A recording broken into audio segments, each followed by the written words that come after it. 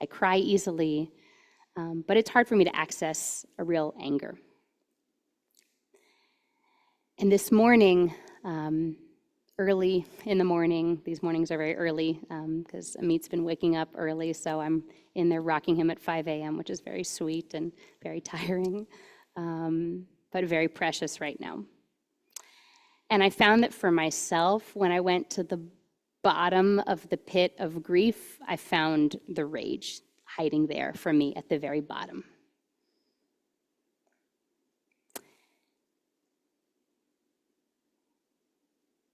If you are someone that has been feeling a lot of rage this week, or if perhaps you are someone who wants to be able to feel rage at a world where people murder innocent babies, but too find it hard to access, I want to present us with our Psalms. There's 150 Psalms in the Jewish canon. Many of them we sung earlier, and they're beautiful. They celebrate a beautiful world. Many of the Psalms you're familiar with, perhaps at funerals that hold grief and pain and provide comfort, but not all of them.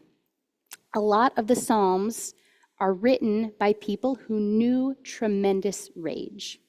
One of them, in particular, is Psalm 35. And I just want to read a little bit for you right now.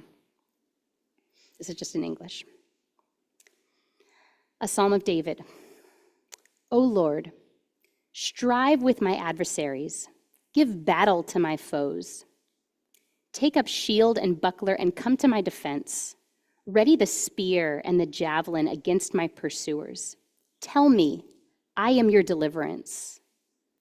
Let those who seek my life be frustrated and put to shame. Let those who plan to harm me fall back in disgrace. Let them be as chaff in the wind, the Lord's angel driving them on. Let their path be dark and slippery, with the Lord's angel in pursuit. For without cause they hid a net to trap me. Without cause they dug a pit for me.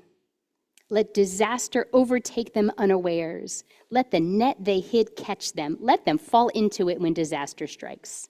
Then I shall exult in the Lord, rejoice in God's deliverance. Malicious witnesses, get this, the Hebrew is Edei Hamas. Malicious witnesses appear who question me about things I do not know. They repay me evil for good, seeking my bereavement. But when I stumble, they gleefully gather. Wretches gather against me. I know not why. They tear at me without end. With impious, mocking grimace, they gnash their teeth at me. O Lord, how long will you look on? Rescue me from their attacks. There are certain Psalms that sit in the book, and you can see them 100 times, and they make no sense, and then on a day like today, you read it and you think that could have been written today. I remember after October 7th, I was reading through the Psalms, and I was reading through the liturgy, and I saw this language all over, this language of nikama, of revenge.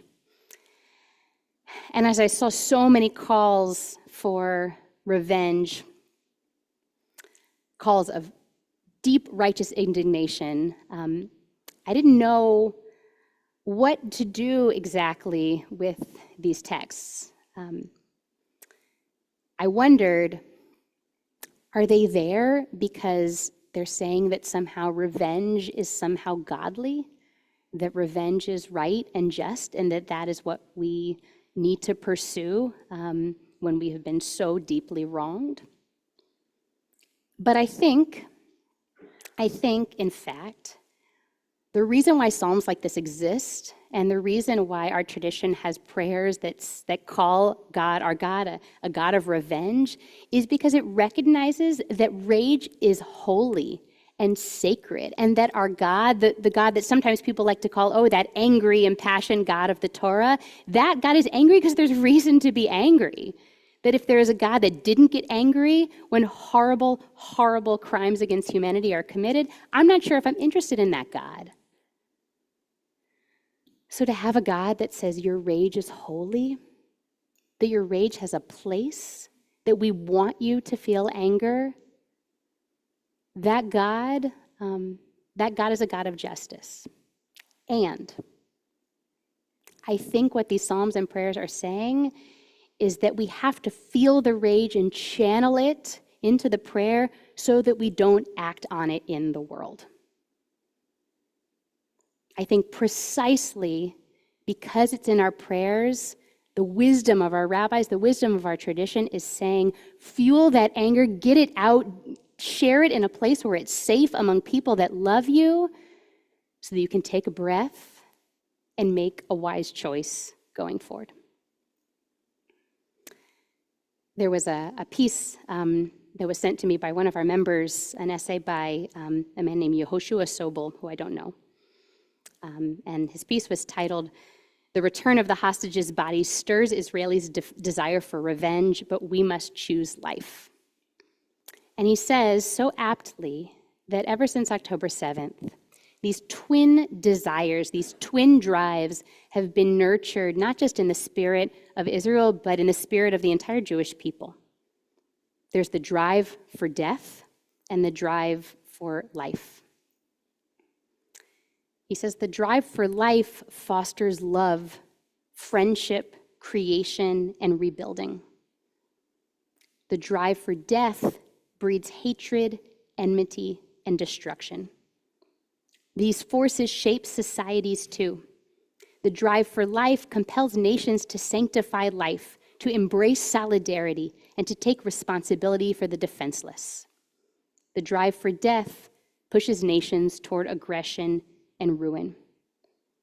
The massacre that Hamas terrorists carried out on October 7th awakened both drives within us, and they have been clashing ever since.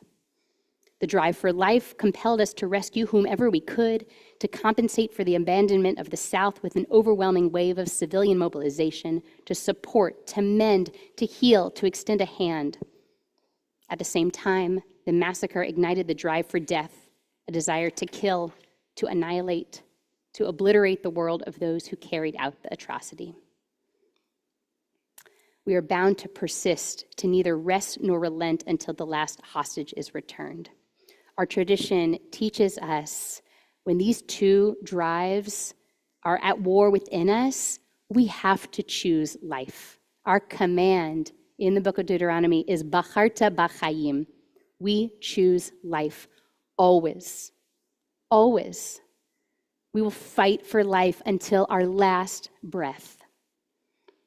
And I don't know if I would have this strength, but I'm so strengthened by the words of Yarden Bibas' sister Ofri, who in her statement following the revelations that these bodies were her beautiful nephews and that her beautiful sister-in-law had not yet been returned in a horribly cynical act.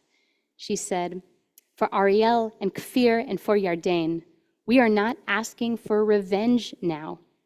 We are asking for Shiri." Hamas's cruelty only underlines the need to immediately get Shiri back to us and save the lives of the living hostages and get the fallen back for burial. We do not ask for revenge as much as we might want to. We choose life. Bacharta b'chayim. So I want to sing with you